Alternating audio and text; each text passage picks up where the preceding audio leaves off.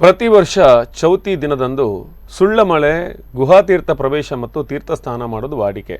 ಆದರೆ ಕೋವಿಡ್-19 ಹಿನ್ನೆಲೆಯಲ್ಲಿ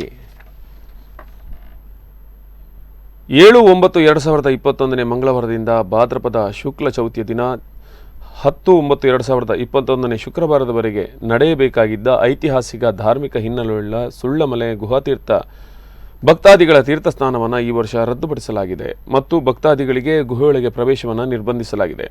ಭಕ್ತಾದಿಗಳು ಸಹಕರಿಸಬೇಕೆಂದು ಮಾಣಿ ಶ್ರೀ ಉಳ್ಳಾಲ್ತಿ ದೇವಸ್ಥಾನದ ಆಡಳಿತ ಮುಕ್ತೇಶ್ವರ ಮಾಣಿಗುತ್ತು ಸಚಿನ್ ರೈ ವಿನಂತಿಸಿದ್ದಾರೆ.